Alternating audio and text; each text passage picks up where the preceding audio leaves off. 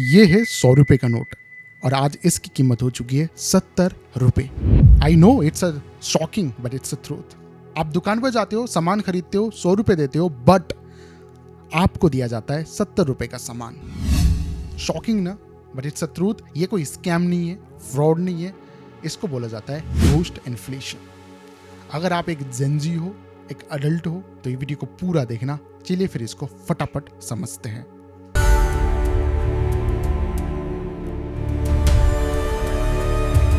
एक कमाल की बात बताता हूँ। कल क्या हुआ, मैं ग्रोसरी स्टोर गया, मैंने देखा कि चलो एक बिस्किट ले लेते।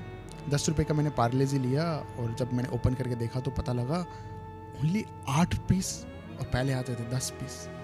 सेम प्राइस में कोई चेंज नहीं है, बट क्वांटिटी कम कर दिया गया। फिर मैंने एक्सपेरिमेंट करने के लिए ओरियो का बिस्किट लिया। मैं ओपन करके देख रहा हूँ, पहले आते थे 8 पीस तो अभी आ रहे 6 पीस। I am shocked. ये सिर्फ बिस्किट तक सीमित नहीं है। अगर आप जो भी बॉडी वॉश यूज करते हो, पहले आते थे 250 ml, बट अभी सेम प्राइस पे 200 ml आ गया। सेम फॉर द चिप्स अगर आप देखोगे कितनी क्वांटिटी इतनी सी हो गई है, उसमें सिर्फ हमें प्रीमियर एयर क्वालिटी मिलती है। समझ रहे हो ना?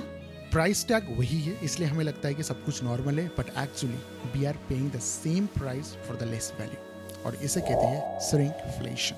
इन्फ्लेशन दो तरीके के होते हैं। एक जो दिखता है, जब पेट्रोल का प्राइस 80 से 100 पहुंचता है तो आप चिल्लाते हो, न्यूज आती है, प्रोटेस्ट होते हैं। Did you see that? It jumped straight to 100. This is ridiculous. How can we manage our budgets now? They do this without any warning. It is sheer exploitation. And दूसरा है ghost inflation, जो दिखता नहीं है। This is the silent killer. ML कम हो गए, ग्राम कम हो गया, क्वालिटी थोड़ी सी हल्की हो गई। टेक्निकली देखा जाए तो ये लिटरली 100 रुपए, आज की कीमत इसकी 70 हो गई है। परचेसिंग पावर इसकी कम हो गई है। आपको दिखता नहीं है, but you are paying same price for the less value. Technically देखा जाए तो आपका दोस्त दिखने में तो बहुत बड़ा है, लेकिन है तो उसका छोटा ही ना। क्या बात कर रहे हैं? हम थोड़ा भटक गए लगता है अपने टॉपिक से। चलो कोई दिक्कत नहीं, फिर से बैक आ जाते हैं। कहने का मतलब देखो बहुत सिंपल है। घोस्ट इन्फ्लेशन ये था साइलेंट किलर। ये घोस्ट इन्फ्लेशन सबसे ज्यादा हिट पता है किसको कर रहा है? हम जैसे जेनजी को, हम जैसे यंग अडल्ट को सबसे ज्यादा गंदा हिट कर रहा है। कभी बैठकर सोचा है, हम जेनजी छोटे मोटे जॉब करते हैं, सेविंग करते हैं छोटे मोटे, क्योंकि हमें पता है जिस सैलरी में अभी हम काम कर रहे हैं, इंडिया का लेबर लो जितना पे मिल रहा है हमें, उस सैलरी में तो हमें पता नहीं कितने साल लग जाएंगे घर खरीदने में, तो हम इंजॉय करते हैं। कभी बैठकर सोचा है एक चीज? मैं ग्रैंडफादर की बात नहीं कर रहा, मैं अपनी पेरेंट्स की बात कर रहा हूँ, पापा की बात कर रहा हूँ। जब पापा कमाते थे तो हम पूरी फैमिली बैठ के खाते थे, बट अभी के टाइम पे मैं कमा रहा हूँ, मेरे पापा तो कमा ही रहे, मेरी सिस्टर कमा रही है, मेरी मम्मी कमा रही है, बट मंथ के एंड में वही बैलेंस शो करता है, बैलेंस इज लो।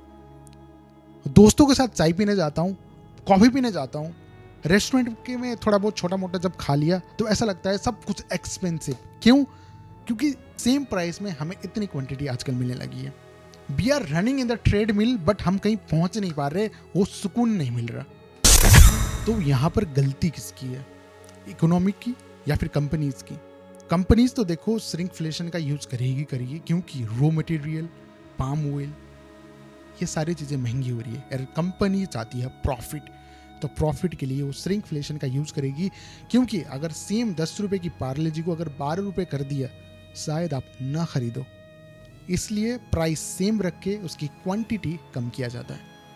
और हमारी इकोनॉमी बोलती है इन्फ्लेशन कंट्रोल में है, सब कुछ कंट्रोल में है। क्या आपको सही में लगता है इन्फ्लेशन अभी भी कंट्रोल में है?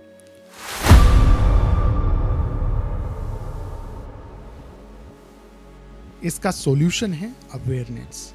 जितना लोगों को पता होगा, जितना आपको पता होगा, तभी तो कुछ हो पाएगा ना। तो अगली बार जब आप कुछ खरीदोगे, ग्रोसरी स्टोर जाओगे, तो उस पर देखना, प्राइस देने से पहले देखना उसमें कितनी आपको क्वांटिटी मिल रही है, कितना ग्राम मिल रहा है। अभी आपको अगर 50 ग्राम मिल रहा है और अगली बार आपको 40 ग्राम मिले, तो तब आपको डिफरेंस पता लगेगा ना, कितने टाइम बाद और कितने टाइम में ये श्रिंकफ्लेशन हो रहा है, तभी तो कुछ हो पाएगा। जाते जाते एक कुछ बताना भी चाहूँगा और पूछना भी चाहूँगा, ध्यान से सुनना। आपके पापा के टाइम में सिर्फ पापा कमाते थे और पूरा घर मतलब बहुत ही स्मूथली चलता था, और आज डेफिनेटली आपके घर में 2 से 3 लोग कमाते होंगे, फिर भी आपका घर सही से नहीं चल पा रहा है। ऐसा क्यों हो रहा है, कमेंट बॉक्स में ज़रूर बताना। पसंद आया तो लाइक करना और कमेंट बॉक्स में बताते हुए जाना। Thank you so much for watching. Next video में मिलते हैं, तब तक के लिए बाय बाय, टेक केयर।